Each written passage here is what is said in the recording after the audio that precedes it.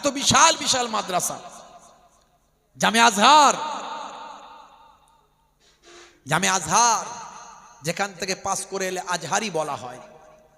জামিয়া মিলিয়া আমাদের ভারতবর্ষের কয়েকটা ইউনিভার্সিটির মধ্যে কয়েক নম্বরে আছে। জামিয়া মিলিয়া, দারুল উলুম, ভাই আমার পৃথিবী বিখ্যাত নাম করা। ফুরফুরা শরীফ ফাতেহিয়া টাইটেল মাদ্রাসা, ভারতবর্ষের বিখ্যাত নাম করা মাদ্রাসা। ভাই আমার নাদওয়াতুল উলামা, ইউপি উত্তরপ্রদেশ, সব তো কোরআনের ব্যাখ্যা পড়তে পড়তে পড়তে পড়তে মাদ্রাসা। এত আলেম, এত বক্তা, এত লেখা, এত কিতাব। আর এই যে সিস্টারের মতো যদি লোক বলতো ওরাই নাকি ঠিক, বাকি সব ভুল, তাহলে এত মাদ্রাসাও থাকতো না, এত কিতাবও লিখতে হতো না, এত কিছু হতো না, ওই ঠিক হয়ে যেত।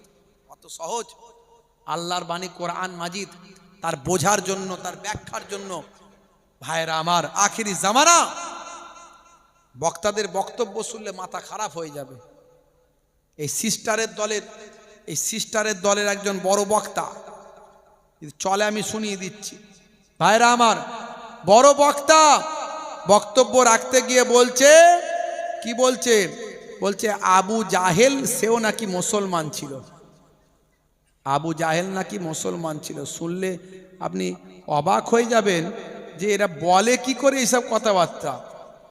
যদি চলে আমি শুনিয়ে দিচ্ছি ভাইরা আমার, তরুণ যুবকেরা আমার, মুরব্বিয়ানেরা আমার, কি কথা বলবো। আখেরি জামানা, ইমান বাঁচানো বড্ড দায়। যে আবু জাহিল আমার নবীকে মেরে ফেলার জন্য 100 উট পুরস্কার দেবে বলে ঘোষণা করেছিল, যে আল্লাহকে এক বলে মানে না, 360টা খোদাই বিশ্বাস করত। আল্লাহকে এক বলে না মানলে সে মুসলমান হতে পারবে? যে নবীকে মানবে না, কোরআন মানবে না, সে মুসলমান হতে পারে? শুধু একবার নাকি বিপদে পড়ে আল্লাহকে ডেকেছে, সেই জন্য নাকি মুসলমান। কে বলছে? এদের এই যে সিস্টারদের বড় বক্তা, এদের ওস্তাদের ওস্তাদ। নাম বললে বুঝতে পারবেন, বলেই দি নামটা। নাম হলো আব্দুর রাজ্জাক বিন ইউসুফ, তার ছেলে, এও বড় আলেম, খুব নামি দামি বক্তা, বড় আলেম, বুঝতে পারছেন? নাম হলো আব্দুল্লাহ বিন আব্দুর রাজ্জাক। শুনে নিন, ভিডিওটা দেখাতে পারি, দেখাবো না, কথাটা শুনুন। আপনি যে আবু জেহেলকে কাফের বলেন, আপনি যে আবু তালেবকে কাফের বলেন, আপনি যে আবু জেহেলকে কাফেরদের সর্দার বলেন, তারাও কিন্তু আমার আপনার মতো মুসলমান ছিল।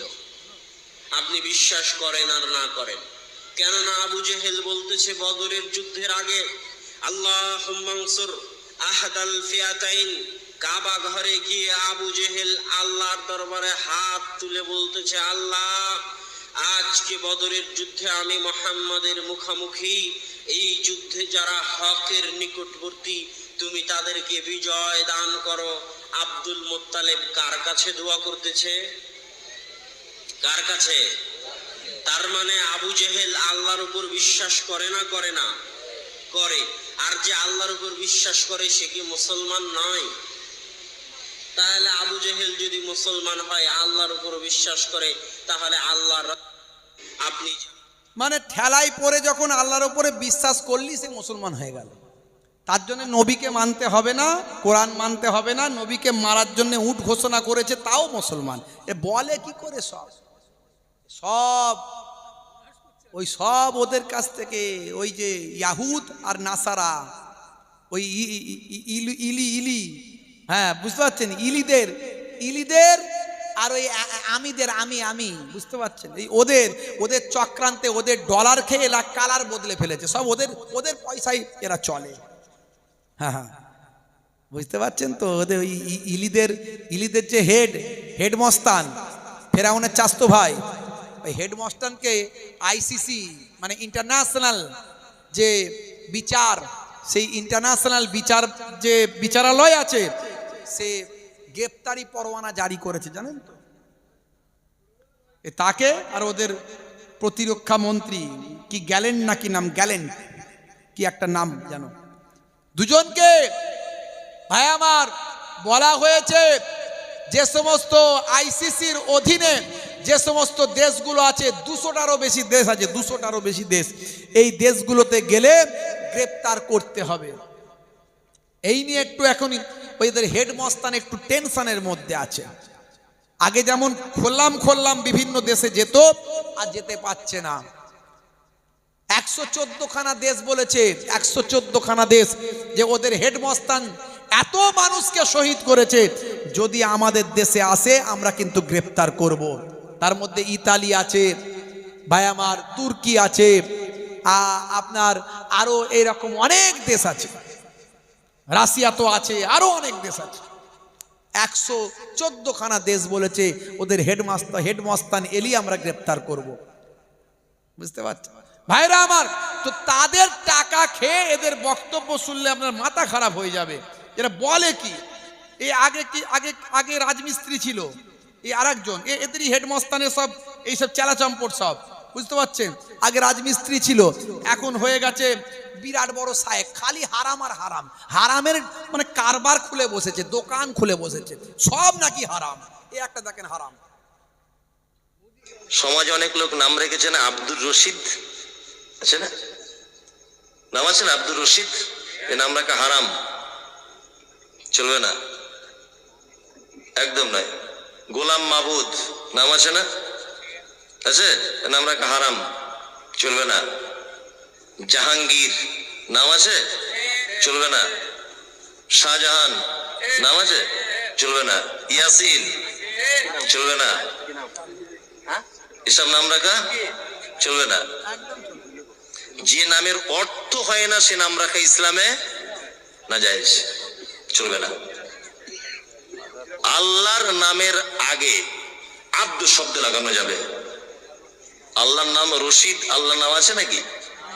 নাই। এই নামগুলো খুব সাবধান।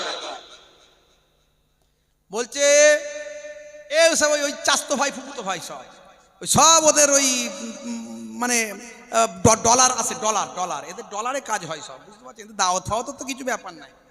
তো যাই হোক, এরকম অনেকগুলো শোনাতে পারি। বলছে আব্দুর রশিদ, বলছে রশিদ নাকি আল্লাহর নাম নাই, আর রশিদ আল্লাহর নাম নেই। আজ কি আপনারা বাড়িতে গিয়ে কোরআন মাজিদটা খুলবেন, দেখবেন আল্লাহর 99টা নাম আছে, হয় সামনের পাতায় নাহলে পেছনের পাতায়। ইয়া রহমান ও ইয়া রহিম ও ইয়া সত্তার ও ইয়া গফ্ফার ও ইয়া জব্বার ও, এরকম করেই। হ্যাঁ, আর রশিদ আল্লাহর একটা নাম আছে। এ বলছে আর রশিদ আল্লাহর নাম আছে নাকি? বলছে নাই। এইটুকু আর জানা নাই যে আল্লাহর 99টা নামের মধ্যে আর রশিদ একটা নাম আছে। এই জন্যই লোকে নাম রাখে আব্দুর রশিদ, ইয়া আজিজো, ইয়া হালিমো, হ্যাঁ, ইয়া আজিমো, সব আল্লাহর 99টা নামের এগুলো হলো সেফাতি নাম। সেফাত মানে গুণবাচক নাম যেগুলোকে বলে। বলছে চলবে না, সব হারাম, সবেতেই হারাম। হ্যাঁ, জাহাঙ্গীর নাম চলবে না, শাহজাহান এখানে আছে নাকি এগুলো নামগুলো, ইয়াসিন, হ্যাঁ আছে নাকি, সব বলছে হারাম। আবার একটা ভিডিও আমাকে একজন পাঠালো, বলছে হুজুর যাদের এগুলো আছে কি করতে হবে সেটা বলে দিয়েছে। আমি এইটাই তো দরকার ছিল। কি বলেছে? বলছে তাদের নাকি ফের নতুন করে এই আকিকা দিয়ে আবার নতুন করে নাম পাল্টাতে হবে। সর্বনাশ করেছে, বুড়ো বয়সে ভীমরতি রে ভাই। তাহলে বুঝতে পারছেন কি চলছে? এদের কাজ একটাই, সব ইহুদিদের চক্রান্তে। আমি নামগুলো বলে ফেলছি, তোমার এগুলো কেটে দেবে, নাহলে তোমাদের আবার 12টা বাজিয়ে দেবে। তো সব ইয়াহুদদের চক্রান্তের শিকারেরা। আমার নবী পৃথিবীতে এসেছেন, এটা ইয়াহুদরা মেনে নিতে পারেনি, কারণ তারা চায়নি যে ইব্রাহিম নবীর দাসীর ঘরের থেকে সন্তানের, দাসীর ঘরের সন্তান থেকে পাইগম্বার আসুক, এটা তারা মেনে নিতে পারেনি। বুঝতে পারছেন কথাটা?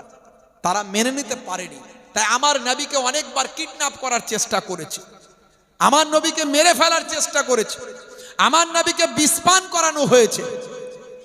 আমার নবীকে দাওয়াত করে এক ইয়াহুদদের বৃদ্ধা মহিলাকে দিয়ে বিষপান করানো হয়েছিল। আমার নবী অনেক কষ্ট করা দেওয়া হয়েছে আমার নবীকে। হে তরুণ যুবকেরা, হে আমার বন্ধুরা, শুনে রেখে দিন বাবা, জেনে রেখে দেন। হে মুসলমান, একটুখানি লক্ষ্য করুন, আমার নবীর ইন্তেকালের পরে আমার নবীর জেসেম মোবারককে চুরি করার চক্রান্ত করা হয়েছে। সেই ইয়াহুদরা করেছে বাবা চুরি করার চক্রান্ত, তারা করেছে। এই জন্যই মুসলমানরা বলে নবীরা মরেন না, নবীরা মরে জিন্দা। নবীদের জেসেম মোবারক টাটকা থাকবে, নবীরা কবরে জিন্দা থাকবেন। কেমন থাকবেন সেটা আমরা জানি না। তাদের রুজির ব্যবস্থা আল্লাহ করেন, এমনকি তারা সলাতের মধ্যে কাটাতে থাকেন। হে তরুণ যুবকেরা, আমার আপনার নবী বলেছেন ওয়া ওয়াফাতি খায়রুল লাকুম তুরাজু আলাইয়া আমালুকুম ওমা রাআইতু মিন খায়রিন ফাহামিদুল্লাহ আলাইহি ওমা রাআইতু মিন শাররিন ফাস্তাগফারতুল্লাহ লাকুম। সুনান বাজ্জারের মধ্যে হাদিসটা এসেছে। আল্লাহর নবী বলেন, আমি ইন্তেকালের পরে আমার কাছে তোমাদের নেক আমল এবং বদ আমল, ভালো ইবাদত, তোমাদের নেকি আর গোনা সব আমাকে দেখানো হবে।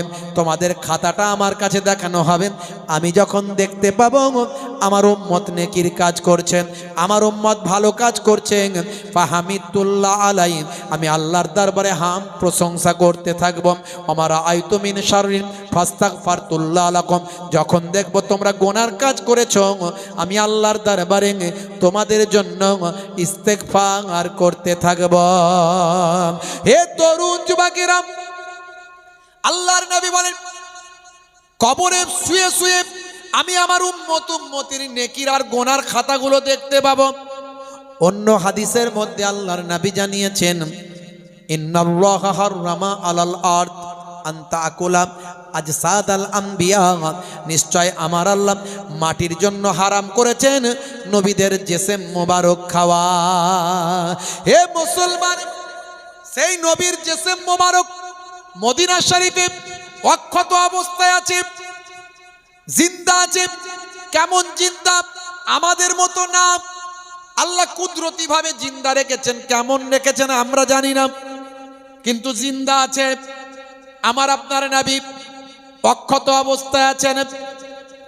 সেই ইয়াহুদরা চক্রান্ত শুরু করল, ইয়াহুদরা গ্রুপ তৈরি করলো, চক্রান্ত শুরু করলো।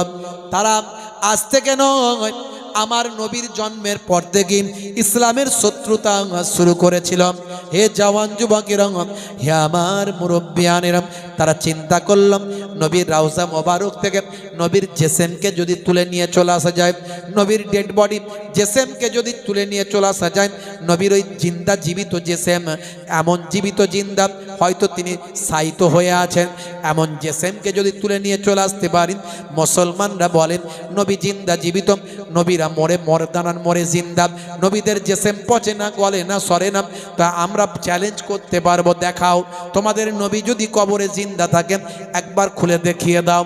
হে তরুণ যুবকেরা, হে আমার বন্ধুরা, সালটা হলো 557 হিজরি। 557 হিজরিতে হে জওয়ান যুবকেরা, হে আমার মুরব্বিয়ানেরা, মাসের পর মাস ধরে দুইজন ইয়াহুদদের পণ্ডিত বাবা, ট্রেনিং প্রাপ্ত পণ্ডিত, নামাজি, দাড়িওয়ালা, তেলাওয়াতওয়ালা, কোরআন মাজিদ পড়তে পারে, তারা এমনভাবে সব কিছু প্র্যাকটিস করে। আজ ওই সমস্ত দেশগুলোতে মাটির নিচে ভাই আমার তারা ট্রেনিং দেয় কিভাবে ভাই আমার অন্যান্য ধর্মের বিরুদ্ধে চক্রান্ত করা যায়। সমস্ত ধর্মের বিষয়ে তারা পাণ্ডিত্য জ্ঞান অর্জন করে, অনেক টাকা এর জন্য খরচা করে, যাতে সারা বিশ্বের মানুষের মাঝখানে ভাই আমার তাদের নিজেদের প্রভাব বিস্তার করা যায়। এতটাই তারা উন্নত। আপনারা জানেন এই যে মধ্যপ্রাচ্যে যুদ্ধ হচ্ছে, যারা ওই ইলিদের যারা শত্রু আর কি, যারা প্রতিরোধকারী লড়াই যারা করে যাচ্ছে, তাদের যাতে হ্যাক না করতে পারে মোবাইল, তার জন্য কর্ডলেস ব্যবহার করতো। কর্ডলেস আপনারা শুনেছেন এটা নিশ্চয়। কর্ডলেস, যে কর্ডলেসে কোনো অন্য নেটওয়ার্ক বা টাওয়ার বা এই সব কিছু থাকবে না। এরা এতটাই টেকনোলজিতে উন্নত করেছে, এদের মোসাদ, এদের গোয়েন্দা দপ্তর, এদের টেকনোলজি রাত দিন এরা এতটাই ষড়যন্ত্রে লিপ্ত যে তারা যে জায়গা থেকে এই কোম্পানি, যেখান থেকে এই কোম্পানি এই কর্ডলেসটা তৈরি করে দিত, সেই কোম্পানির কাছ থেকে পাসওয়ার্ড হ্যাক করে নিয়ে এরা সেখানে প্রত্যেকটা কর্ডলেসে বিস্ফোরণ ঘটিয়েছিল। বুঝতে পারছেন? অনেকেই বলে, অনেকে তথ্য দেয়, ইন্টারনেটেও আছে, আপনারা দেখবেন, খবর পাবেন, যে ওই সমস্ত ভূমিতে তাদের দেশের মাটির তলায় তারা বড় বড় মাদ্রাসা তৈরি করে ফেলেছে। বুঝতে পারছেন? পৃথিবী বিখ্যাত বিখ্যাত এই যে যারা এই যে এরা যে টাকা নিয়ে কাজ করছে, সব এই যে ডলার নিয়ে কাজ করছে, এই রকম ভাড়া করা বড় বড় মৌলানাদেরকে নিয়ে গিয়ে নিজেদের লোকেদেরকে সব মৌলানা বানাচ্ছে, বানিয়ে পৃথিবীতে ছেড়ে দিচ্ছে। তোরা সেখানে গিয়ে শুধু ফিতনা ফাসাদ তৈরি কর, মুসলমানদেরকে শেষ করতে হবে। কারণ মুসলমানদের নবী যা বলে দিয়ে গেছে, যদি মানুষের কাছে সেটা ঠিকভাবে অ্যাপ্রোচ করা যায়, তাহলে কোনো ব্যক্তি রাসূলের শিষ্য না হয়ে পারবে না। জোরে হবে না? এটাকে ধ্বংস করতেই হবে। ওরা পেরেশান হয়ে যাচ্ছে। ওরা সমীক্ষা করে নিয়েছে, আগামী 2050 সালের মধ্যে যদি এইভাবে চলতে থাকে, আমরা যদি রুখতে না পারি, সারা বিশ্বে ইসলামিক রিলিজিয়াস নাম্বার 1-এ পৌঁছাবে। জোরে বলুন সুবহানাল্লাহ। এটা তারা সহ্য করতে পারছে না, যেভাবে হোক রুখতে হবে। তাই আমাদেরকে বারবার চক্রান্ত করে, মুসলমানদের বিরুদ্ধে চক্রান্ত করে, ষড়যন্ত্র করে। কখনো কি করে জানেন? এই যে ফ্রান্সের শার্লি হেবদা, এই যে একটা কার্টুন ম্যাগাজিন, এই ম্যাগাজিনের কার্টুন তৈরি করে ভাই আমার সারা বিশ্বের মানুষকে দেখিয়ে দিল নবীর বিরুদ্ধে। এইরকম নবীর মুখ, এরকম গোঁপ, এরকম দাড়ি, এরকম চুল উস্কো খুস্কো, এইরকম বডি, এরকম শরীর, যাতে মুসলমানরা রেগে যায়। এরা চাই ফাঁদে ফেলতে, আর সেই ফাঁদে আমরা পড়ি। এরা চাই ফাঁদে ফেলতে, সেই ফাঁদে আমরা পড়ি। ফাঁদ তৈরি করে কেন? পাখি ধরার জন্য। ওরাও ফাঁদ তৈরি করে পাখি ধরার জন্য, আমরা সেই খাঁচায় পড়ে যাই। ওরা তৈরি করলো, ভাই আমার নবীকে নিয়ে সিনেমা তৈরি করলো, জানে মুসলমানরা পথে নামবে, হই হুল্লোড় করবে, ঝগড়া করবে, চিৎকার করবে, মুসলমানরা শিক্ষা দীক্ষাচ্যুত হয়ে যাবে, সব সময় নিজেদের ধর্মকে বাঁচানোর জন্য লড়াই করবে। এইটা ওরা চায়, যাতে আমরা এই দিকে থেকে অন্য দিকটা অফ হয়ে যায়, আমরা যাতে আমাদের ডেভেলপমেন্ট না করতে পারি, আমাদের উন্নতির কথা ভাবতে না পারি, আমরা শিক্ষা দীক্ষায় এগিয়ে যেতে না পারি। সর্বদা আমরা সব সময় গার্ড করব, কন্ডেম করব, মারপিট করব, রাস্তায় নামবো, শুধু এইগুলো করব ওরা চায়। বুঝতে পারছেন ভাইরা আমার নবীর বিরুদ্ধে সিনেমা তৈরি করা হয়েছিল, ইনোসেন্স অফ মুসলিমস নাকি এরকম একটা নাম দিয়ে এর আগে।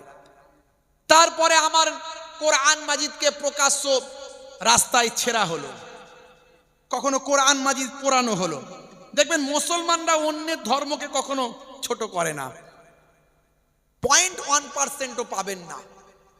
আর যতগুলো হচ্ছে সব ঘটছে, এই আমাদের দেশে হোক আর অন্য জায়গায় হোক, সব দেখবেন চক্রান্তের শিকার। কোনো হিন্দুরা এটা করছে না, কোনো মুসলমান করছে না, করছে ওই ভাই আমার ওদের চক্রান্তের শিকার হয়ে যাচ্ছে, রাজনৈতিক চক্রান্তের শিকার হয়ে যাচ্ছে। ওরা চায় মুসলমানরা বারবার রাস্তায় নামবে, মারপিট করবে, আগুন জ্বালাবে, দাঙ্গা হাঙ্গামা করবে, এতেই তাদের ফায়দা, তারা তো এইটাই চায়। কিন্তু আমাদের প্রতিজ্ঞা নিতে হবে, আমরা মাথা ঠান্ডা রেখে অন্যায়ের বিরুদ্ধে প্রতিবাদ করব, সেটা শৃঙ্খলাবদ্ধভাবে, প্রশাসনিকভাবে, গণতান্ত্রিক পদ্ধতিতে, আইনকে মান্যতা দিয়ে। আপনি এমন প্রতিবাদ করতে গেলেন নিজেদেরই ঘুরিয়ে ক্ষতি করে দিলেন, নিজেদেরই ক্ষতি হয়ে গেল, নিজেদের লোকই বিপদে পড়ে গেল। তাহলে কি দরকার ছিল এটা করতে যাওয়ার? শৃঙ্খলাবদ্ধভাবে আমাদেরকে অন্যায়ের বিরুদ্ধে প্রতিবাদ করতে হবে। সব কিন্তু চক্রান্ত ওই ইয়াহুদদের। হে তরুণ যুবকেরা, হে আমার বন্ধুরা, শুনে রেখে দিন বাবা, কেসিয়াস গেলেন, টাইসন হ্যানোম্যান, মাধুরী কুট্টি, কমলা দাস, গ্যারি ম্যান, গ্যারি মিলার, জেনিফার, পৃথিবী বিখ্যাত বিখ্যাত ব্যক্তিরা আজকে অবাক। তারা আল্লাহর নবীর বাণীকে তারা মর্যাদা দিয়েছে, তারা আজকে স্বীকার করতে বাধ্য হয়েছে। ভাই আমার, এনসাইক্লোপিডিয়া বিশ্বকোষ বলেছে মোহাম্মদ সাল্লাল্লাহু আলাইহি ওয়াসাল্লাম, বিশ্বকোষের রাইটার বলেন মোহাম্মদ সাল্লাল্লাহু আলাইহি ওয়াসাল্লাম has been the most practical and most successful of all prophets. Mohammad সাল্লাল্লাহু আলাইহি ওয়াসাল্লাম একজন অতি বাস্তববাদী এবং অতি সফলকামী সমস্ত নবীদের থেকে। হে তরুণ যুবকেরা, আপনার কাছে গুগল আছে ভাই আমার, গুগল কোনো মুসলমানের তৈরি নয়। সেই গুগলে গিয়ে একবার সার্চ করুন, who is the greatest person in the world. Google আপনাকে অ্যান্সার দেবে, greatest person in the world of prophet মোহাম্মদুর রাসূলুল্লাহ। সারা পৃথিবীর এক নাম্বার মহামানবের নাম হলো প্রফেট মোহাম্মদুর রাসূলুল্লাহ সাল্লাল্লাহু আলাইহি ওয়াসাল্লাম। শুধু তাই নয়, হে তরুণ যুবকেরা, মাইকেল হার্ট তার একটা গ্রন্থ আছে, নাম হলো দ্য 100। পৃথিবী বিখ্যাত একজন রাইটার, নাম হলো মাইকেল হার্ট। 100 জন সেরা সেরা মনীষীর নামের তালিকা তিনি করেছেন। 100 জন মনীষীর নামের তালিকা তিনি তৈরি করে বায়োগ্রাফি, শর্ট বায়োগ্রাফি তিনি তৈরি করেছেন, শর্ট লাইফ হিস্ট্রি তিনি সেখানে রচনা করেছেন। তিনি চিন্তা করলেন 1 নম্বরে কার নাম দেব, পরে চিন্তা করলেন আমি যারই নাম দিই কেউ সমালোচনা করতে পারে, তাই 1 নম্বরে যার নাম দেব, সমালোচনা যদি যাতে কেউ না করতে পারে। তিনি বুঝতে পারলেন একমাত্র একজন ব্যক্তির নাম 1 নম্বরে দেওয়া যায়, যিনি 1450 বছর আগে এসেছিলেন। 1450 বছর ধরে যা কিছু তিনি আগে বলেছেন, আজ 1450 বছর পর তার কথার একটাও এদিক ওদিক হয় না। তিনি যা বলেছেন আজও সেটা সত্য, ধ্রুব সত্য, মহাসত্য, আজও সব বৈজ্ঞানিক এবং বাস্তবসম্মত। তিনি আর অন্য কেউ নন, তিনি হলেন হিজ প্রফেট মোহাম্মদুর রাসূলুল্লাহ সাল্লাল্লাহু আলাইহি ওয়াসাল্লাম। আজকে কেসিয়া স্কেলে বিশ্ব হেভিওয়েট 3 বার চ্যাম্পিয়ন, বিশ্ব নবীর শিষ্য। আজকে টাইসান সারা পৃথিবীর শ্রেষ্ঠ একজন খেলোয়াড়, টাইসান বিশ্ব নবীর শিষ্য। আজকে মাইকেল জ্যাকসন পপ তারকা যখন মারা গিয়েছিলেন, কি শাহরুখ খান সলমান খানের ভক্ত মুসলমানের ছেলে মাইকেল জ্যাকসনকে নিয়ে পৃথিবীর মানুষ এত বেশি ইন্টারনেটে সার্চ করেছিল, 4 ঘন্টার জন্য গুগলের সার্ভার ডাউন হয়ে গিয়েছিল পৃথিবী থেকে গুগল বলে কিছু জিনিস আর ছিল না, হারিয়ে গিয়েছিল সব। সেই মাইকেল জ্যাকসন মারা যাওয়ার আগে বুঝতে পেরেছিল প্রফেট মোহাম্মদুর রাসূলুল্লাহর কথাটাই সত্য, তাই কালেমা পড়ে বিশ্বনবীর শিষ্য হয়ে মিকাইল নাম নিয়েছিল। এইভাবে ইসলাম কিছুদিন পালন করে অবশেষে তিনি মারা গিয়েছিলেন। ভাইরা আমার, তার মারা যাওয়া নিয়ে অনেক রহস্য আছে, অনেক বক্তব্য আছে, সেসব কথায় আমি যাচ্ছি না। তো মাইকেল জ্যাকসন বিশ্বনবীর শিষ্য। তরুণ যুবকেরা আমার, হে জওয়ান যুবকেরা, মিস্টার নানা পাটেকর মহারাষ্ট্রে গেলেন, খরা কবলিত এলাকায় মিডিয়ায় নিউজ হয়েছিল, মহারাষ্ট্রে গেলেন খরা কবলিত এলাকায়। হে তরুণ যুবকেরা, হে আমার বন্ধুরা, বহু মানুষ আত্মহত্যা করছে, বহু মানুষ মারা যাচ্ছে খরার কারণে। তাদের ফসল ক্ষতি হয়ে গেছে, অর্থনৈতিক পরিকাঠামো খারাপ, ধার দিনা করে চাষ করেছিল সব নষ্ট হয়েছে, সন্তান পরিজন দিনে নিয়ে আর খাবার কোনো কিছু নাই, টাকা পয়সা নাই, সম্পদ নাই, কোনো কিছু নাই, বাধ্য হয়ে আত্মহত্যা করছে। এ ঘটনা মাঝে মাঝে মহারাষ্ট্রে ঘটে থাকে, আপনারা জানেন। হে তরুণ যুবকেরা, বেশ কিছু বছর আগে মহারাষ্ট্রের জমিনে এরকম আত্মহত্যার খবর পেয়ে বলিউডের বিখ্যাত ফিল্ম স্টার, নাম হলো মিস্টার নানা পাটেকর, বিখ্যাত ফিল্ম স্টার, ম্যান হিসাবে good, he is good man, সে একজন ভালো ব্যক্তি। কারণ তার যতটুকু লাইফ হিস্ট্রি আমার চোখের সামনে এসেছে, তিনি মানব সেবার জন্য তার নিজের অর্থের অনেকটা অংশ তিনি ব্যয় করে দিয়েছিলেন। অনেক কঠিনভাবে জীবনযাপন করতেন, আরাম আয়েস রিল্যাক্সে তিনি থাকেননি। এইরকম একজন সত্যিকারের ভাই আমার, একজন অনেস্ট মানুষ হিসাবে নানা পাটেকরের নাম আছে। আর তার ডায়লগ আজও মানুষের মুখে মুখে ঘোরে, তার ডায়লগের মাঝখানে বিশাল মানে আছে, ব্যাখ্যা আছে। একটা বক্তব্য যেটা আমি ইন্টারনেট থেকে পেয়েছি বিভিন্ন লেখালেখির মাধ্যমে, তিনি একটা কথা বারবার বলতেন, এক মচ্ছর আদমি কো হিজরা বানা দেতা হ্যায়, এক মচ্ছর আদমি কো হিজরা বানা দেতা হ্যায়। এই কথাটার একটা বিরাট ব্যাখ্যা আছে, ভাব সম্প্রসারণ আছে, বিরাট বড় একটা সাবস্ট্যান্স তৈরি করা যাবে। একটা মশা একটা মানুষকে হিজড়ে বানিয়ে দেয়, মানে কি? তার মানে তিনি বোঝাতে চেয়েছেন, হে মানুষ, তোমার কিসের অহংকার, কিসের তাকাব্বুরি, কিসের পয়সা, কিসের জমি, কিসের জায়গা, কিসের সম্পদ, কিসের তোমার বরত্ব, কিসের তোমার আমিত্ব? একটা মশা তোমাকে হিজড়ে বানিয়ে দেয়। যখন তোমার শরীরে বসে তখন তুমি হাততালি মারো। হাততালি কে মারে? হিজড়ে মারে। তাই তিনি বলেছেন, এক মচ্ছর আদমি কো হিজড়া বানা দেতা হ্যায়। কথাটা ফেমাস হয়ে গেছে, আজও মানুষ বলে। ভাইরা আমার, তার এই বক্তব্যের মাধ্যমে তিনি মানুষকে বুঝিয়ে দিয়েছেন, হে মানুষ, তোমার কোনো মূল্য নাই। আজ মারা গেলে কাল দুদিন হয়ে যাবে, তোমার কোনো ক্ষমতা নাই। টাকা তোমাকে বাঁচাতে পারবে না, সম্পদ তোমাকে বাঁচাতে পারবে না। অর্থাৎ তুমি অহংকার করো না, তাকাব্বুরি করো না, সহজ সরল মাটির মানুষ হয়ে যাও। এই কথা বোঝাতে গিয়ে তিনি বলেছেন যে একটা মাছি, একটা মশা একটা মানুষকে হিজড়ে বানিয়ে দেয়। সেই নানা পাটেকার যখন খরা কবলিত এলাকায় তিনি বলছেন, ভাই আর কেউ আত্মহত্যা করুনি? অনেক মানুষকে আমি আত্মহত্যার খবর পেয়েছি, আমি ছুটে এসেছি। আমি বলিউডের ফিল্ম স্টার নানা পাটেকার, আমি ছুটে এসেছি। এই নাও, আমি আমার উপার্জনের টাকা, আমি চেকগুলো তোমাদেরকে দিচ্ছি। 113 খানা চেক বিলি করেছি। হে তরুণ যুবকেরা, তিনি যতজনকে চেক দিচ্ছিলেন একজন মুসলমানের নাম পাচ্ছিলেন না। তিনি জিজ্ঞাসা করলেন, আচ্ছা ভাই, তোমাদের এখানে কি কোনো মুসলমানদের বসতি নাই? বলে হ্যাঁ আছে। কোন দিকে? বলে ওই পাড়ায়। সেখানে কি মুসলমানদের মধ্যে আত্মহত্যার খবর নাই? তারা কি চাষ করে না? তাদের ওখানে কি খরা হয়নি? বলে হ্যাঁ হয়েছে।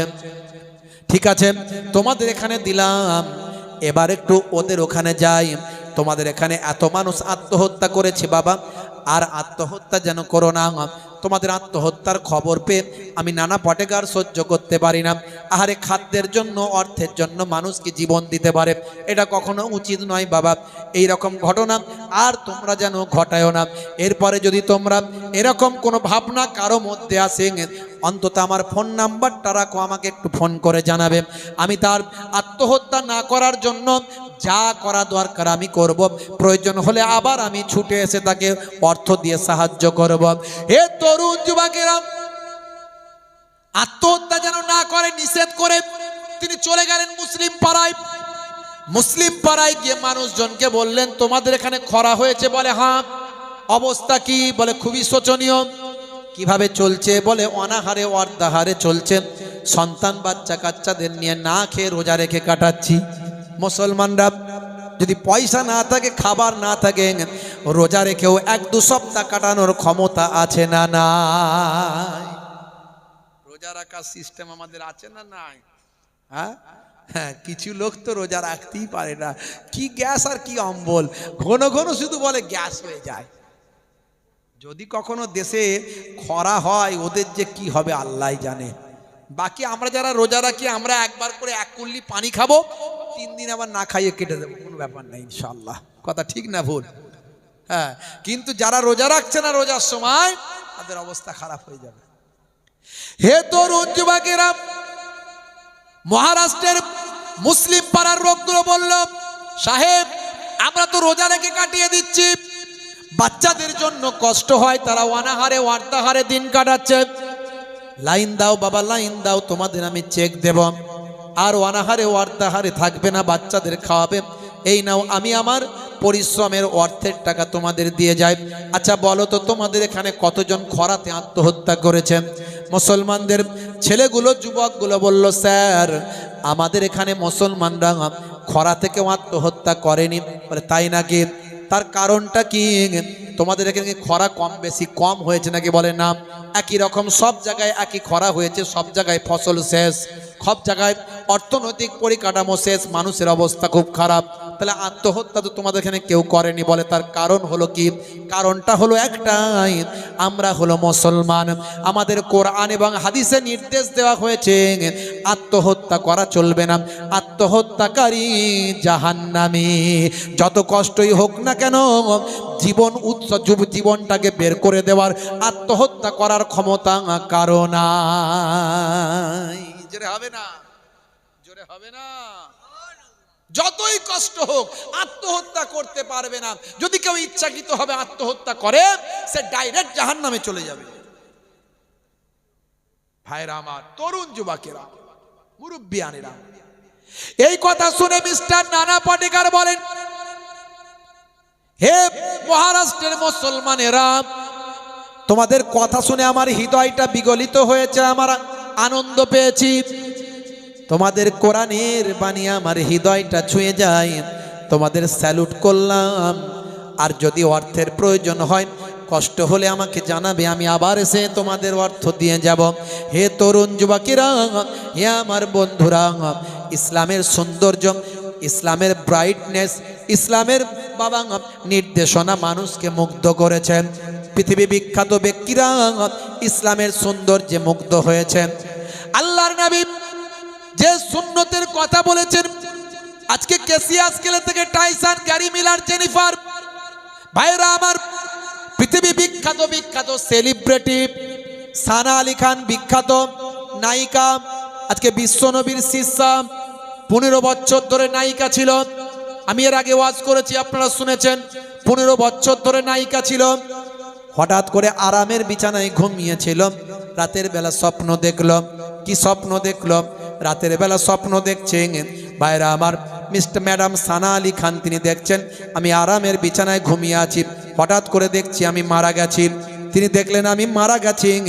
মারা যাওয়ার পরে আমাকে আমার সঙ্গী সাথীরা তুলে নিয়ে গিয়ে আমাকে দাফন করে দিয়েছে, কাফন পরিয়ে দাফন করে দিয়েছে, কবরে দিয়ে কবর চাপা দিয়ে দিয়েছে। আমি হঠাৎ করে দেখতে পাচ্ছি আমার কবরটা আগুনের টুকরা হয়ে গিয়েছে। হে তরুণ যুবকেরা, হে আমার মুরব্বিয়ানেরা, আমার কবরটা আগুনের টুকরা হয়ে যাওয়ার পরে সারা শরীরটা আমার আগুনে পুড়ে যাচ্ছে। আমি দেখতে পাচ্ছি আমার আত্মীয় স্বজনদের দেখতে পাচ্ছি। আমি বলছি বাঁচাও, কেউ বাঁচাতে আসছে না, সবাই শুনতে পাচ্ছে না। আমার সারা শরীরটা কয়লা হয়ে যাচ্ছে, সারা শরীরটা আগুনের কুণ্ডুতে পুড়ে জল করে পুড়ে কালো কয়লা হয়ে যাচ্ছে। আর আমার ডাকে কেউ সাড়া দিচ্ছে না, কেউ যেন শুনতে পাচ্ছে না। কবরের ভিতরে এই ঘটনাখানা ঘটছে। হঠাৎ করে আমার ঘুমটা ভেঙে গেল। আমার ঘুমটা ভেঙে যাওয়ার পর আমি বিছানায় বসে বসে হাঁপাচ্ছি, সারা শরীরটা ঘেমে গেছে। আমি তখন বুঝতে পারলাম এটা আমার আল্লাহর ইশারা।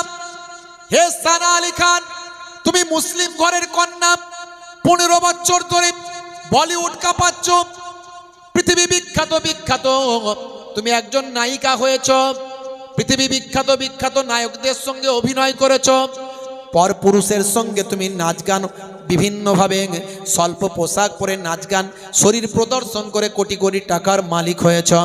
আমি বুঝতে পারলাম আমার আল্লাহ আমাকে নিষেধ করছেন, হে সানা এখনো সাবধান হয়ে যাও। সেদিন থেকে আমি তওবা করলাম, 15 বছরের কেরিয়ারকে আমি ডিভোর্স দিলাম, সিনেমা জগৎকে আমি ত্যাগ করে দিলাম। সেদিন থেকে আমি তওবা করলাম, আজ থেকে আমি আর সিনেমা আমি আর হারাম পথে ইনকাম করব না। আমার সমস্ত টাকা, কোটি কোটি টাকা হারাম পথের টাকা আমি বর্জন করে দিয়ে সেদিন থেকে আমি তওবা করে নামাজি হলাম, পর্দা ওয়ালি, হিজাব ওয়ালি হলাম। সেদিন থেকে আমি আল্লাহ ওয়ালা হয়ে গেছি। আমি মহিলাদের হেদায়েতের বাণী দিন, আমি পর্দা ছাড়া বাইরে বেরোই না। আমি একজন আল্লাহর নেক বান্দা, আলেম মুফতি সাহেবকে বিয়ে করে আজ আমি একজন আদর্শ সংসারী হয়ে গিয়েছি। জোরে হবে না? নারে তাকবীর, নারায়ে তাকবীর, আল্লাহু আকবার, নারায়ে তাকবীর, আল্লাহু আকবার, নারায়ে তাকবীর। জোরে বলেন নারায়ে তাকবীর, আল্লাহু আকবার, নারায়ে তাকবীর। জালেমে যখন করবে অত্যাচার মুমিনে তখন রুখবে জুলুম তার। জালেমে যখন করবে অত্যাচার মুমিনে তখন রুখবে জুলুম তার। মুখেতে দেবে তাকবীর বারবার, জাবানে বলবে আল্লাহু আকবার। নারায়ে তাকবীর আল্লাহু আকবার, নারায়ে তাকবীর আল্লাহু আকবার, নারায়ে তাকবীর আল্লাহু আকবার, নারায়ে তাকবীর।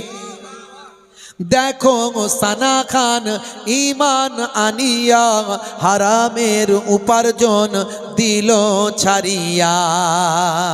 দেখো সানা খান ঈমান আনিয়া হারামের উপার্জন দিল ছাড়িয়া। ইসলামের হুকুম আপন করিয়া, ইসলামের হুকুম আপন করিয়া পর্দার বিধান নীল মানিয়া। নারায়ে তাকবীর আল্লাহু আকবার, নারায়ে তাকবীর আল্লাহু আকবার।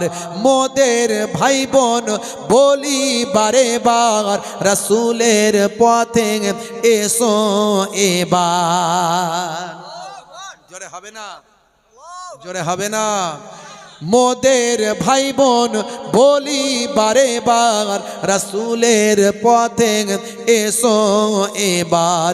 সুদ ঘুষ জেনা ছাড়ো ব্যভিচার, সুদ ঘুষ জেনা ছাড়ো ব্যভিচার। মুখেতে তোলো ধ্বনি আল্লাহর, নারায়ে তাকবীর আল্লাহু আকবার, নারায়ে তাকবীর আল্লাহু আকবার, নারায়ে তাকবীর। না শাহরুখ না সলমান তোমার নায়ক আর তোমার নায়ক নবী মুহাম্মদ। জোরে হবে না, জোরে হবে না। না শাহরুখ না সলমান তোমার নায়ক আর তোমার নায়ক নবী মুহাম্মদ। যার ভক্ত 200 কোটি মুসলমান, যার ভক্ত 200 কোটি মুসলমান। কেসিয়াস কেলেন মাইকেল জ্যাকসন, নারায়ে তাকবীর আরে জোরে, নারায়ে তাকবীর আল্লাহু আকবার, নারায়ে তাকবীর আল্লাহু আকবার, নারায়ে তাকবীর। আরে জোরে হবে না ভাইরা আমার। তার সমস্ত চক্রান্ত এরা কেন করছে তার কারণ হলো এইভাবে সানা আলী খান থেকে মাইকেল জ্যাকসন সব বিশ্ব নবীর শিষ্য হয়ে যাচ্ছে। জোরে বলুন। এরা দেখলো সর্বনাশ এরকম চলতে থাকলে 2050 সালের মধ্যে রাসূলের শিষ্য 1 নম্বরে। জোরে বলুন সুবহানাল্লাহ। হে তরুণ যুবকেরা, হে আমার বন্ধুরা, কয়েক বছর ধরে চেষ্টা করলাম, মাসের পর মাস ধরে দুইজন ইয়াহুদ, দুইজন ট্রেনিং প্রাপ্ত ইয়াহুদ মদিনা শরীফে গিয়ে আল্লাহর নবীর রওজা মোবারকের কাছে একটা ঘর ভাড়া নিল। ঘর ভাড়া নিয়ে সেখানে থাকতে লাগলো। হে তরুণ যুবকেরা, আল্লাহর নবীর জিসম মোবারক চুরি করবে। আল্লাহর নবীর কি করবে? কথা শুনছেন, কথা শুনছেন? আর বেশি সময় নয়, খুব অল্প সময়, 10-15 মিনিট, 10-15 মিনিট। এই কথা শুনছেন তো? আল্লাহর নবী আল্লাহ রাসূলের জিসম মোবারক চুরি করবে। হে তরুণ যুবকেরা, হে আমার বন্ধুরা, হে আমার মুরব্বিয়ানেরা, একেবারে ট্রেনিং প্রাপ্ত দুইজন ইয়াহুদদের নেতা, ইয়াহুদদের পণ্ডিত মদিনা শরীফে গেছে। যেমন তারা আরবি বলতে পারে, যেমন তারা কোরআন মাজিদ পড়তে পারে, যেমন তারা কোরআনের তাফসির করতে পারে, যেমন তাদের অসংখ্য হাদিস মুখস্থ আছে, যাদের চেহারা দেখলে বোঝার উপায় নাই, যেন মনে হবে কত বড় বড় আল্লাহর ওলি। হাতে তারা সবসময় তাসবিহ নিয়ে ঘুরে বেড়ায়। মাঝে মাঝে যখন মদিনায় বেরোয় তখন গরিবদের মধ্যে দান সাদকা করে, গরিবদের মধ্যে তখন দান সাদকা করে, মানুষের সঙ্গে মিষ্টি মিষ্টি কথা বলে। ভাই আমার, এত তারা আমল মানুষের মাঝখানে দেখায়, মানুষ তাদেরকে চোখ বন্ধ করে বিশ্বাস করে। বছরের পর বছর, হে তরুণ যুবকেরা, মাসের পর মাস ওই ঘরের ভিতরেই থাকে, কেবলমাত্র জামাতের সময় নামাজের জন্য বের হয়, নামাজের মুসাল্লাটা নিয়ে মসজিদে যায়, নামাজটা আদা করে, আবার ঘরের ভিতরে তারা এসে ঢুকে যায়। লোককে বলে আমরা ইবাদতে কাটাই, আমরা ইবাদত করার জন্যই তো এখানে আছি, এক মুহূর্ত ইবাদত ছাড়া অন্য কোনোভাবে আমরা সময় কাটাবো না। হে তরুণ যুবকেরা, হে আমার মুরব্বিয়ানেরা, শুনে রেখে দিন, জেনে রেখে দিন বাবা, হে মুসলমান একটু লক্ষ্য করো না। এমন সময় সেই হুজরার ভিতরে, ঘরের ভিতরে তারা থাকে, আর রাতের বেলা সবাই যখন ঘুমিয়ে যায়, রাতের বেলা ঘরের ভিতর থেকে তারা মাটি কেটে কেটে সুরং তৈরি করে দয়ার নবীর রওজা পর্যন্ত যাওয়ার চেষ্টা করতে থাকে। সারা রাত ধরে মাটি কাটে, আর ভাই আমার সময় পেলে ওই পানির মশকে করে মাটি নিয়ে গিয়ে মদিনার বর্ডারের বাইরে গিয়ে ফেলে দিয়ে আসে। এমন লুকিয়ে তারা এই কাজটা করে, কোনো মানুষের বোঝার ক্ষমতা নাই। দেখেছেন, এইভাবে তারা নবীর জেসেমকে, আমার নবীর শত্রু এরা আজ থেকে নয়, আজকে যে এই যে হাজার হাজার নবীর ভক্ত শুধু মুসলমান হওয়ার কারণে, ইমানদার হওয়ার কারণে তাদেরকে শহীদ করছে, কিচ্ছু নয়। বাইতুল মুকাদ্দাসে নামাজ পড়তে দেবে না। লড়াইটা কোথায় বুঝতে পারছেন? হে তরুণ যুবকেরা, হে আমার বন্ধুরা, হে আমার মুরব্বিয়ানিরা, এরা এসেছিল মুসল শহর থেকে, এসেছিল দুজন, এরা দুজন এসেছিল মুসল শহর থেকে। কিছুটা গেলেই আল্লাহর নবীর রওজা মোবারকের কাছাকাছি পৌঁছে যাবে। এমন সময় আল্লাহ তাআলা, হে তরুণ যুবকেরা, আমার আল্লাহর করুণা বড় বোঝা দেয়, আমার আল্লাহর রহমত বড় বোঝা দেয়। ভাইরা আমার, তরুণ যুবকেরা আমার, মুরব্বিয়ানেরা আমার, শুনে রেখে দেন। এমন সময় বাগদাদের ভাই আমার বিখ্যাত বাদশাহ, তৎকালীন যুগের ইরাকের বিখ্যাত বাদশাহ, নাম হলো ভাই আমার নুরুদ্দিন জঙ্গি। দোস্ত নুরুদ্দিন জঙ্গি তার নাম, বিখ্যাত ইমানদার বাদশাহ, নবী প্রেমিক, নবীর আশিক। ভাই আমার, গভীর রাত্রিতে তিনি বিছানায় শুয়ে আছেন, হঠাৎ করে স্বপ্নের মধ্যে দেখছেন দয়ার নবীর আগমন। আল্লাহর নবী বলছেন, হে বাদশাহ নুরুদ্দিন, তাড়াতাড়ি যাও, তাড়াতাড়ি এসো, আমার রওজা মোবারকের কাছে দুইজন ইয়াহুদদের নেতা আমার জেসেম মোবারককে বের করার জন্য তারা মাটি খুঁড়ে গিয়ে আসছে, তারা সুরং তৈরি করেছে, আর কিছুটা এলে আমার রওজা মোবারকের কাছাকাছি পৌঁছে যাবে। যাও, তাদেরকে তাড়াতাড়ি বের করো, তাদেরকে খুঁজে নিয়ে এসে প্রকাশ্য ময়দানে তাদেরকে ধ্বংস করে দাও, তাদেরকে হত্যা করে দাও প্রকাশ্য ময়দানে। যাও, তাড়াতাড়ি খুঁজে বের করো। এই নাও, তাদের দুজনের চেহারা আমি রাসূলুল্লাহ তোমাকে দেখিয়ে দিচ্ছি।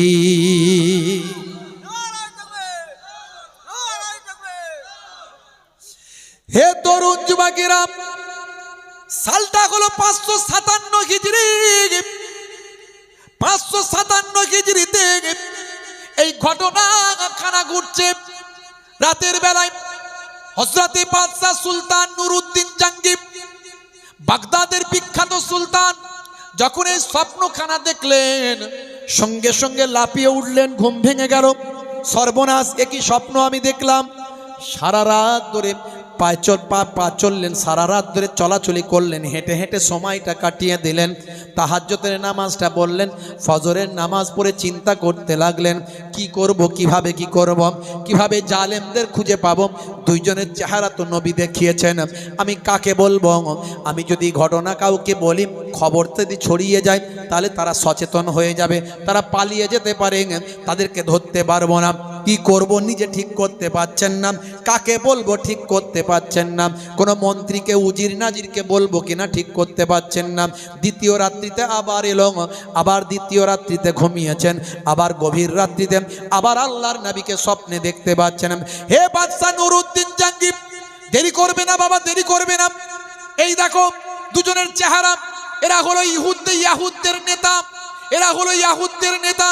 আমার জেসেম মোবারককে বের করে চুরি করে নিতে চায়, এরা বিশ্বের মানুষের কাছে ইসলামকে বদনাম করতে চায়। তাড়াতাড়ি যাও, এদেরকে খুঁজে বের করে শাস্তি দাও, আর দেরি করো না, দেরি করো না। এইভাবে দ্বিতীয় রাতটাও একইভাবে কাটল, তৃতীয় রাতটাও একইভাবে কাটল, তৃতীয় রাত্রিতেও সে একই ঘটনা। বাদশা নুরউদ্দিন আর সহ্য করলেন না, না না না, আমার নবী তিনবার আমাকে স্বপ্ন দেখিয়েছেন, আর আমি বসে থাকতে পারি না। সকাল হলো, তাড়াতাড়ি তিনি রেডি হয়ে গেলেন, মন্ত্রীকে ডাকলেন, মন্ত্রী এসো, তাড়াতাড়ি সৈন্য রেডি করো, আমি মদিনা শরীফে যাব, মদিনার রওজা মোবারক দয়ার নবীর রওজায় গিয়ে আমি হাজিরা দেব। কাউকে কিচ্ছু না বলে, কাউকে কিচ্ছু না বলে ভাইরা আমার 16,000 সৈন্য নিয়ে, 16,000 সৈন্য নিয়ে 17 দিন ধরে তিনি মদিনা শরীফে পৌঁছালেন। খুব সংক্ষেপে বলছি, ছোট করে। আমার পরবর্তী যিনি বক্তা আছেন, আমার অত্যন্ত প্রিয় মানুষ জনাব মোহতারাম মাওলানা শাহানুর আলম সাহেব, তিনি কিছু সময়ের মধ্যে আসবেন। আমি ছোট্ট করে বলে দিই, সময় আর বেশি নাই, শেষ করবো এখনই। ভাইরা আমার 16,000 সৈন্য নিয়ে মদিনা শরীফে গিয়ে বাদশা নুরউদ্দিন জাহাঙ্গীর, সেই সময় এত সৈন্য, এত ঘোড়া, এত উট, এত হাতি, এত ঢাল তলোয়ার, এইসব দেখে মদিনার মানুষ অবাক। বাদশা জাহাপনা, ব্যাপার কি? ব্যাপার কিছু নয়, আমাকে আল্লাহ আনিয়েছেন, কাউকে কিছু ঘুণাক্ষরেও জানতে দেননি, কাউকে কিচ্ছু জানাননি ঘটনা। দেখুন কি শিক্ষা, প্রকৃত নেতা কাকে বলে। কাউকে কিচ্ছু জানাননি, তিনি বললেন দাঁড়াও। 3 দিন ধরে চিন্তা করেছেন কি করে আমি ওদেরকে খুঁজে বের করব। গিয়ে বললেন দাঁড়াও, আমি এসেছি নিজে হাতে নবীর দেশের মানুষকে একটু খানা খাওয়াবো, একজনও যেন আমার দাওয়াত থেকে মাহরুম না হয়ে যায়, একজনও যেন বাদ না পড়ে যায়। যাও চারিদিকে খবর দাও, মদিনার সবাই যেন আমার এখানে এসে খানা খায়। এবং 2 সপ্তাহ ধরে তিনি খানা খাওয়ার ইন্তজাম করলেন, খাবার খাওয়াতে লাগলেন। এবং তিনি ঘোষণা দিলেন একটা ব্যক্তিও যেন আমার মেহমানদারি থেকে বাদ না যায়, সবাইকে লক্ষ্য রাখতে হবে। যখনই খানা খাওয়ানো চলছে, প্রত্যেকটা লাইনে তিনি ঘুরে ঘুরে দেখছেন। রাত্রি দেখা ওই দুটো ব্যক্তির ছবি তিনি ভাই আমার নিজের অন্তরে হৃদয়ে অঙ্কন করে নিয়েছেন, মিলিয়ে নিচ্ছেন কোনো মানুষের সঙ্গে মিলছে কিনা। সারা 2 সপ্তাহ ধরে তিনি ঘুরে ঘুরে দেখলেন, প্রত্যেকটা ব্যক্তিকে একটা একটা করে নজর করেছেন, প্রত্যেকটা লাইনে লাইনে চরকির মতো ঘুরেছেন। কিন্তু 2 সপ্তাহ ধরে মদিনার সমস্ত মানুষ খানা খেল, একজন মানুষেও বাদ নাই। জিজ্ঞাসা করলেন আহারে ভাই, মদিনার সমস্ত মানুষকে কি খানা খাওয়ানো হয়েছে? বলে সব খানা খেয়েছে, একজনও বাদ নাই। বলে ইন্না লিল্লাহ, নবী যে দুজনের চেহারা দেখিয়েছে আমি এখনো তাদের দেখতে পাই না। হায়রে আমার কি হলো, আমি কি ভুল দেখছি? না না না, নবী কখনো ভুল দেখাবেন না, নিশ্চয় সেই দুজনকে আমি এখনো পাচ্ছি না। আচ্ছা বলো তো, মদিনার জামিনে এমন কোন লোক আছে যে আমার খানা খেতে আসেনি? এমন সময় একজন ব্যক্তি বলল, হুজুর আমার জানা মতে মদিনার জামিনে এখন 2 জন বাকি আছে যারা জীবনে কারো দাওয়াত গ্রহণ করে না। তারা কারা? বলে তারা বিরাট বড় বড় সব আল্লাহর ওলি মানুষ, জীবনে মিথ্যা কথা বলে না, জীবনে কোনোদিন কারো খাবার খায় না, 5 ওয়াক্ত নামাজ পড়ে, হুজরার ভিতরে যায়, সেখানে তাসবিহ জিকির আজকারে সারা সারা রাত কাটিয়ে দেয়। বাইরে বেরোলে মানুষের উপকার করে, দান করে, ইবাদত ছাড়া তারা অন্য কিছু করে না, তারা কারো দাওয়াতও গ্রহণ করে না। তাই নাকি? চলো তাদের দুজনের কাছে। বুঝতে পেরে গেল সেই 2 জন ছাড়া অন্য কেউ নয়। হে তরুণ যুবকেরা, হে আমার বন্ধুরা, হে আমার মুরব্বিয়ানেরা, শুনে রেখে দিন বাবা। এমন সময় তাদের হুজরায় গিয়ে ঠোকা মারলেন, সৈন্য সঙ্গী সাথীদের নিয়ে গেলেন, নিয়ে গিয়ে ঠোকা মারলেন। ঠোকা মারার পরে তারা দরজা খুলে দিলেন। বাদশা জাহাপানা বলে, হ্যাঁ আমি আপনাদের দাওয়াত করতে এসেছি, সকলকে দাওয়াত করে খাইয়েছি, কেবলমাত্র আপনারা দুজন যান নাই, তাই আপনাদের দুজনকে আমি আমন্ত্রণ নিজে জানাতে এসেছি, চলুন। বলে আমরা তো কারো খাবার খাই না। হুজুর বললেন, ভাই আমার বাদশা খলিফা বললেন, কয়েকজন ভিতরে ঢোকো। তারা ঢুকে গেলেন। ঢুকে যাওয়ার পরে বললেন, ঠিক আছে আপনারা খান না ভালো, কিন্তু আমার মনে হয়েছে আপনার ঘরটা একটু আমরা চেক করব। বলে কোনো অসুবিধা নাই, চেক করুন। ভাই আমার সঙ্গীদের বললেন, একটু চেক করে দেখো। সবাই চেক করতে লাগলো, কোথাও কিছু পেল না, বরং সকলে বোঝাতে লাগলো, বাদশা জাহাপানা এই সমস্ত আল্লাহর ওলিদের সঙ্গে বেয়াদবি করবেন না। এদেরকে আমরা দীর্ঘদিন ধরে দেখছি, এরা মস্ত বড় বড় এক একজন আল্লাহর ওলি। আল্লাহর ওলি ছাড়া এরা কিছু নয়। এরা কোনো সময় কোনো রকম কোনো কাজেতে থাকে না, সর্বদা এবাদত ছাড়া আর কিছু বোঝে না। এনাদের সঙ্গে আর বেয়াদবি করবেন না, হুজুর ক্ষমা করবেন, গুস্তাকি মাফ করবেন। বাদশা চিন্তা করলেন, সর্বনাশ, আমার নবী তো এদেরই চেহারা দেখিয়েছে, তা আমি তো এদেরকেই দেখতে পাচ্ছি, কিন্তু এরা এই সুরংটা কোথায় গেল? হে তরুণ যুবকেরা, হে আমার বন্ধুরা, বাদশা নুরউদ্দিন জাঙ্গি বললেন, সেই সময় বললেন, মনে মনে চিন্তা করছেন, নবী তো এদের দুজনেরই চেহারা দেখিয়েছে, আমি আসল লোক পেয়ে গেছি, কিন্তু আমি ওই সুরংটা তো পাচ্ছি না। সেই সময় বললেন, সব জায়গা দেখেছো? বলে হ্যাঁ। আচ্ছা, এরা যেখানে এবাদত করে সেই নামাজের পাটিটা তোলো। নামাজের পাটিটা যখন তোলা হলো, দেখে একটা, ভাই আমার তক্তা বিছানো আছে, একটা তাক্ত বিছানো আছে। সেই তাক্তটা যখন তোলা হলো, দেখে তার তলা দিয়ে সুরং করা হয়েছে।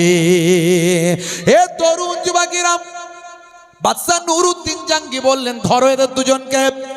এরা সাধু রূপে শয়তান, এরা ফারিস্তার চেহারা ধরে, ওলির চেহারা ধরে আমার নবীর জেসেম মোবারককে চুরি করার জন্য এসেছেন।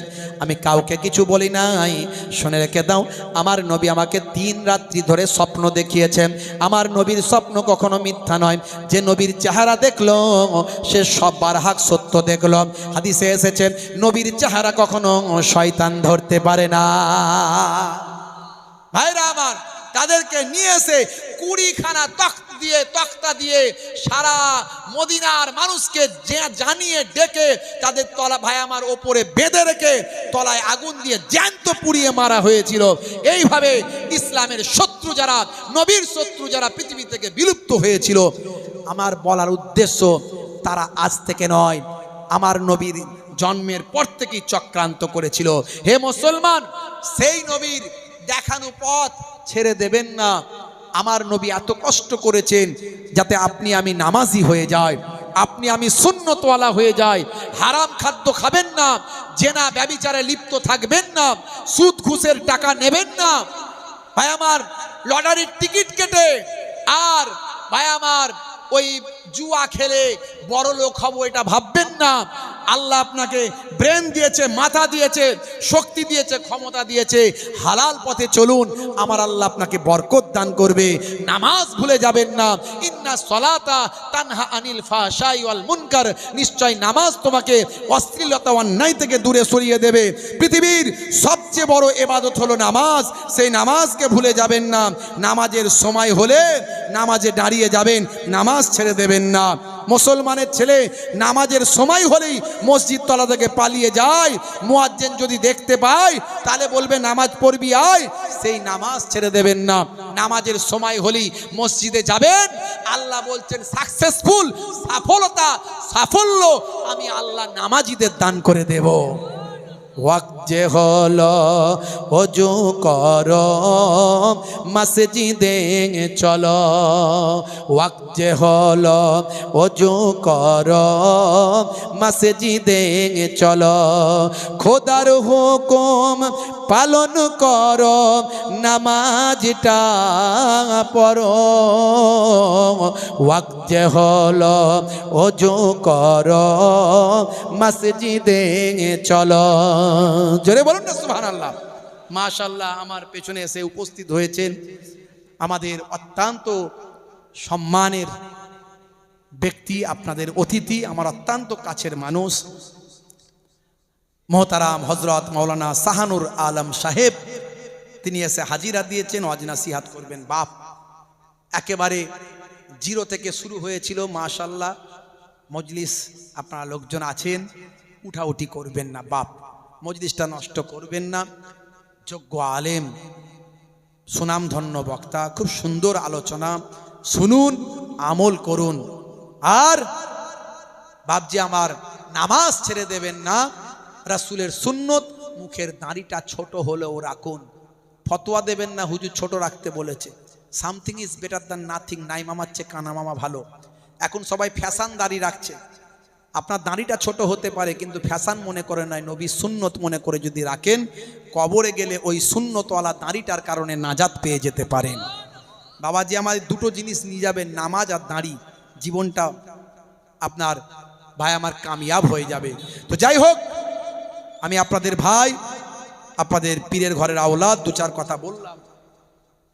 আর না হয়ে গেছে, না না ভাই এসে বসে, ভাই এসে বসে, না আর না হয়ে গেছে, আর নয়। অনেক অনেক গজল, অনেক গজল শুনেছেন। এই তো দু লাইন বললাম, এর আগে বললাম, প্রত্যেক কথায় কথায় তো বলে দিচ্ছি। এখন অনেকে শের কবিতা বললে বলে যে ও কবিতা বলছে, শের বলছে, গজল বলছে। আরে গজল, শের এগুলো ইসলামে অনেক গুরুত্ব আছে। আল্লাহর নবীর কয়েকজন শায়ের ছিলেন, কবি ছিলেন। কবি লড়াই হতো তখনকার যুগে। আমার নবীর পক্ষে কবিতা রচনা করত সাহাবাই কেরামেরা। শুধু তাই নয়, একজন বিখ্যাত শায়ের ছিলেন আমার নবীর, তার নাম হলো হজরতে হাসান বিন সাবিত রাদিয়াল্লাহু তাআলা আনহু।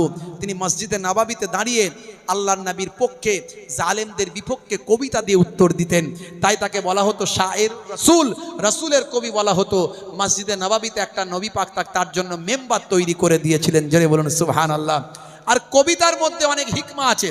দেখবেন যারা কবিতা, নাত, গজল এগুলো গাইতে পারে না, আমি তাদেরকেই দেখেছি তারা বেশি গজল নাতের দুশ্মনী করে, বুঝতে পারছেন। আবার যাদের মধ্যে এলেম কালাম নাই, বিদ্যা বুদ্ধি নাই, তারা বড় আলেমদের দুশ্মনী করে। আমি দেখেছি যার মধ্যে যেটা কমি আছে সে অন্যেরটাকে ড্যামেজ করার চেষ্টা করে। এটা খুব খারাপ জিনিস। আল্লাহ আমাদের সকলকে হেদায়েত দান করেন। আজকে আলেমে ভাই আমার ঝগড়া, দেখবেন স্টেজে উঠে ওর বিরুদ্ধে বসিয়ে রেখে বলা হয়ে যাচ্ছে। আমার বেশি কথা বলতে আমি চাইছি না, কারণ এটা আমার আদবের খেলাফ বলে আমি মনে করি, এটা ইসলামে নিষেধ। তো যাই হোক ভাইরা আমার, আপনি ভালো হয়ে যান, দেখবেন পৃথিবী সুন্দর হয়ে যাবে। কে খারাপ আমার দেখার দরকার নাই। অন্যজন যদি খারাপ হয় আমি কেন হব, এই মানসিকতা নিয়ে আমরা চলি। সিরাতুল মুস্তাকিম পথের প্রতীক বানিয়ে দেন। সকলকে আল্লাহ হেদায়েত দান করেন, আমলওয়ালা বানিয়ে দেন। জোরে বলুন আল্লাহুম্মা আমিন।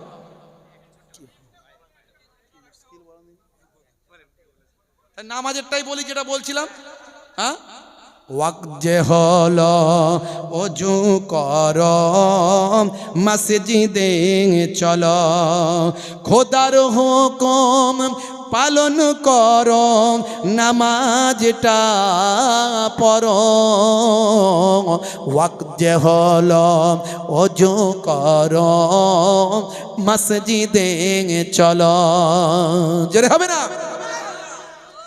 ফজরের সময় হলে মসজিদে যাও তুমি চলে, থেকো না বিছানায় শুয়ে, খোদা দেন রহমত ঢেলে। জোহরের সময় হলে কাজটা দাও তুমি ছেড়ে, কিছু সময় দাও নামাজে, সফলতা আসবে চলে। আসরের ওয়াক্তটা হলে অপচয় সময় না করে, মসজিদে যাও তুমি চলে, আমল নামা ডান হাতে পাবে। মাগরিবের ওয়াক্ত আসিলে মসজিদে যাও তুমি চলে, কবরের আযাব থেকে মুক্তি প্রভু দেবে।